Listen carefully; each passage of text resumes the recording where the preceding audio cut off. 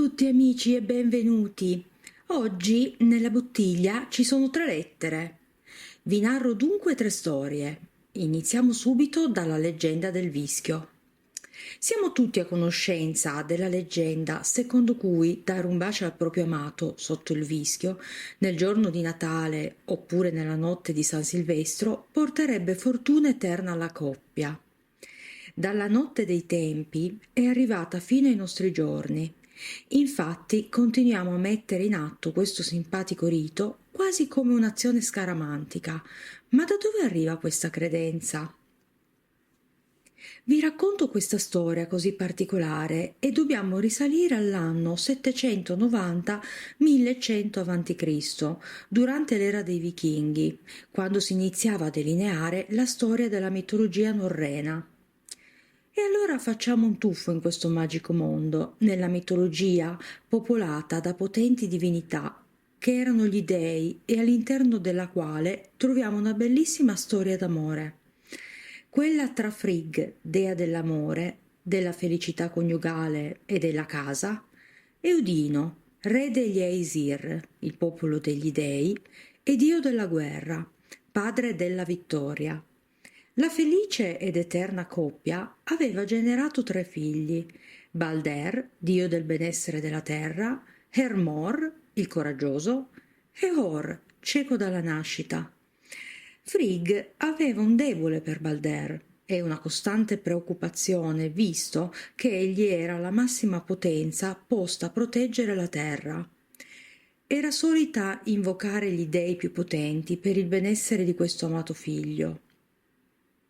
Un giorno Balder conobbe Nanna, dea della luna, e i due si innamorarono perdutamente.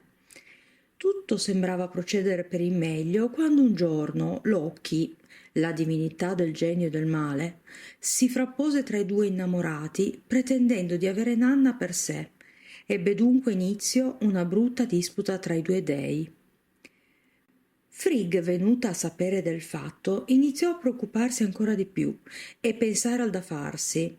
Si recò dunque su un'altura dove il contatto con gli dei supremi sarebbe stato più ravvicinato e lì chiamò come mai aveva fatto prima. Sentiva di dover proteggere sì suo figlio, ma anche l'intero pianeta, essendo Balder la sua stessa anima.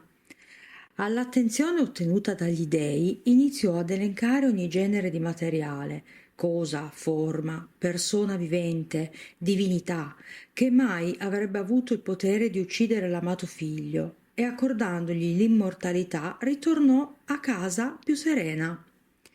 Ma aveva dimenticato un piccolo materiale, solo uno, un innocuo e impensabile materiale.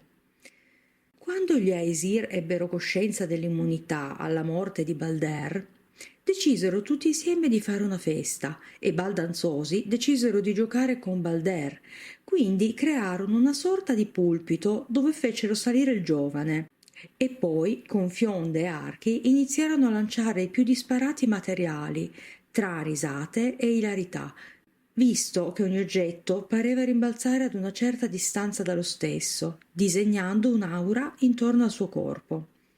Loki, che stava assistendo alla scena in preda alle ire, decise di vestirsi da donna e di presentarsi nella casa di Frigg, che, sempre ospitale e amorevole, la accolse con gioia. Entrarono presto in confidenza e, visto il momento di festa, Loki approfittò per chiedere se davvero non esistesse un solo materiale in grado di mettere in pericolo la vita di Balder. Frigg ci pensò bene e fu in quel momento che si accorse della sua dimenticanza. Il vischio, non aveva menzionato il vischio. Frigg, dopo un attimo di raccoglimento, si riprese, asserendo che nessuno avrebbe mai potuto pensare a un così piccolo e giovane materiale. Loki trattenne la malefica risata e dopo poco si congedò e corse verso il vicino bosco. Rientrato nel cuore della festa, cercò Hor, il fratello di Balder, ricordate quello cieco, e con fare infido gli si avvicinò, chiedendogli perché mai non partecipasse alla festa. Or gli spiegò con tristezza che aveva paura di colpire qualcun altro, non avendo il dono della vista, ma Loki, camuffando il suo intento con la bontà d'animo, gli prese le mani per fargli afferrare l'arco. Ti aiuto io, disse, posizionando una palla di vischio sulla corda di rilascio e, accompagnando i gesti di Hor, puntò dritto sul pulpito, dove Balder si stava divertendo con tutti gli altri dei. Or, divertito, tirò indietro la corda con quanta più forza potesse, felice di partecipare alla gioia del fratello. Subito dopo, tutti videro con orrore che Balder si era accasciato a terra esanime. Loki l'aveva fatta franca e, liberandosi dal suo travestimento, corse verso Nanna, piegata in ginocchio accanto al corpo di Balder. La prese per un braccio e la trascinò via. Fu in quell'istante che tutti si voltarono e crearono un corridoio per dar modo a Frigg di avvicinarsi. Inorridita e disperata guardò suo figlio, inerme, ai piedi di quel pulpito improvvisato. Alzando le braccia verso il cielo, urlò disperata per invocare ancora gli dei supremi. Il cielo si aprì, rivelando le oscurità dell'universo, e con voce mesta si rivolse a loro, chiedendo di soffiare la linfa vitale sul corpo di suo figlio e che in cambio lei avrebbe destinato la sua vita a rendere felici per sempre ogni marito e moglie e che l'avrebbero potuta cercare sotto il muschio nel bosco per ricevere il suo bacio dell'amore eterno. In quel momento il cielo si chiuse e una folata di vento scompose i capelli di Balder. La luce si diffuse nuovamente quando il giovane si rialzò da terra. Nanna si divincolò dalla stretta di Loki, che scappò nel bosco e corse ad abbracciare il suo amato. Da quel momento tornò a regnare la pace e la felicità. I matrimoni degli Aesir godettero della consolidazione eterna, perché tutti si recarono nel bosco sotto il muschio per ricevere il bacio di Frigg. Balder e Nanna generarono Forseti, dio della giustizia, della pace e della riconciliazione. Da allora sotto questa pianta lo scambio di un bacio fa sì che si goda dell'amorevole protezione della dea Frigg, che con lo stesso amore salvò la vita del suo figlio. Il secondo biglietto della bottiglia riporta una delle leggende legate alla possibile origine dell'usanza di addobbare l'abete, il nostro albero di Natale. Si narra che tanto tempo fa, in un remoto villaggio di montagna, viveva un ragazzino di circa 8 anni, rimasto orfano di padre. Il bambino viveva in una fattoria insieme alla mamma. La loro era un'esistenza umile ma felice. Erano sì rimasti solo loro due, ma godevano dell'affetto di tutti gli abitanti del villaggio. Un giorno di dicembre il forte freddo fece cadere ammalata la mamma del bambino, che fu costretta a letto dalla febbre. Il bambino, sconsolato, mise ad ardere nel caminetto gli ultimi 2 ceppi di legno. Era finita la scorta che la mamma aveva fatto nei giorni precedenti al malanno. Pensò che doveva prendere coraggio ed andare nel bosco per procurarsene altra, anche se ormai il buio stava calando sul villaggio. Si armò dunque di accetta e tanto coraggio e iniziò a camminare verso il bosco con la sua piccola lanterna. Quando si fu addentrato nel bosco, però, si rese conto che quella sua lanterna non gli concedeva una buona visuale degli ostacoli presenti e neanche il tempo di pensarlo, e il bambino inciampò in alcune radici che fuori uscivano dal terreno già sconnesso. Egli ruzzolò per terra malamente e la torcia, quell'unica piccola fonte di luce, rotolò con lui e la fiammella si spense. Il bambino sconfortato si mise a sedere guardandosi intorno. Il silenzio era surreale e un brivido di paura gli percorse tutto il corpo.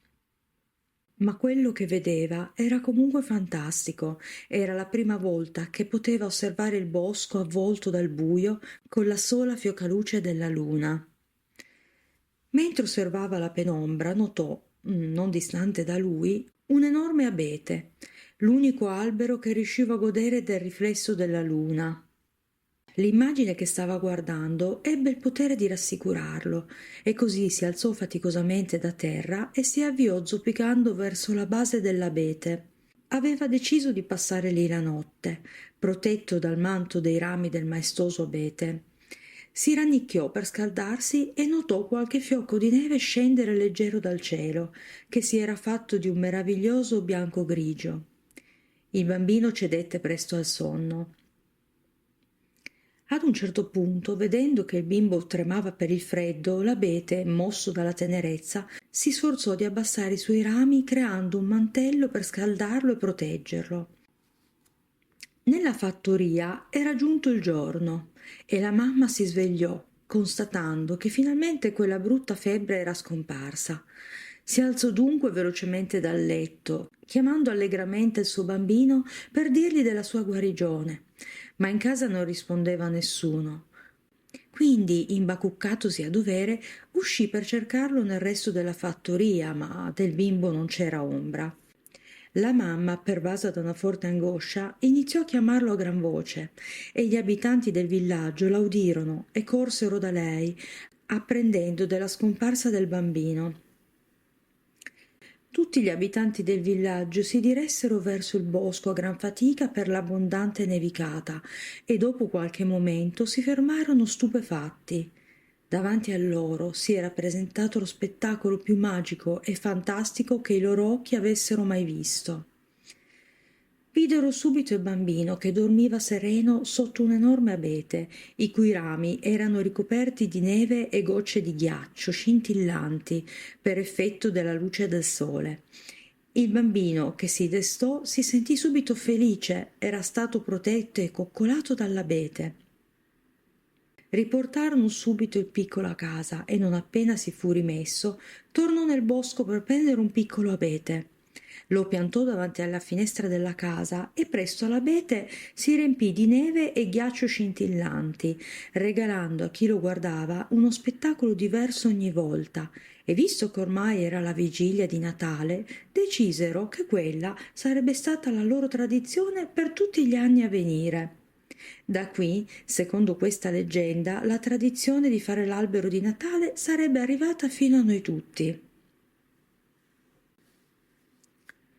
La terza storia della bottiglia non so se si possa definire una leggenda, è forse più da definire una simpatica informazione sul nostro attuale Babbo Natale.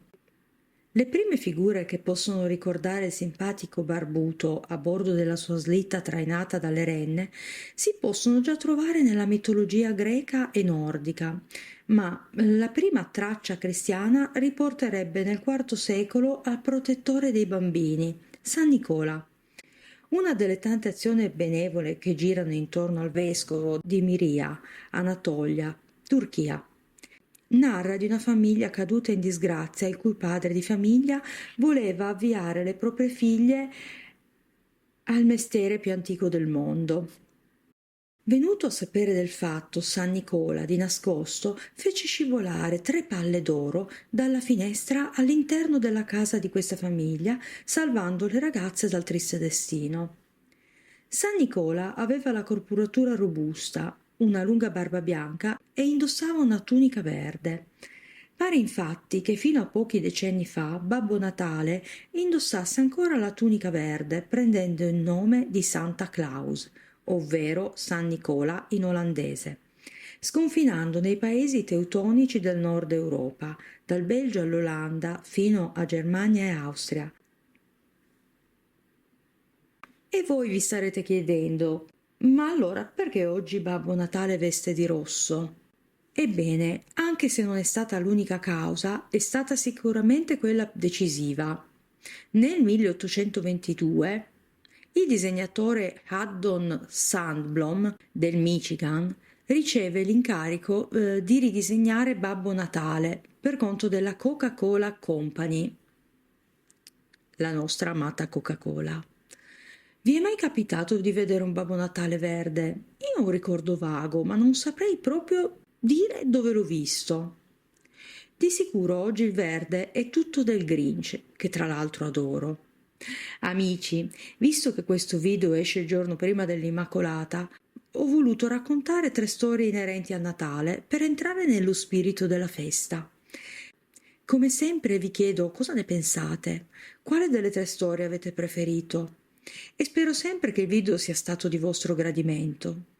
Vi ricordo di lasciare un commento e un like e di iscrivervi se vi va. Io vi ringrazio infinitamente e vi mando un mondo di baci e tanta positività. Ciao, al prossimo video!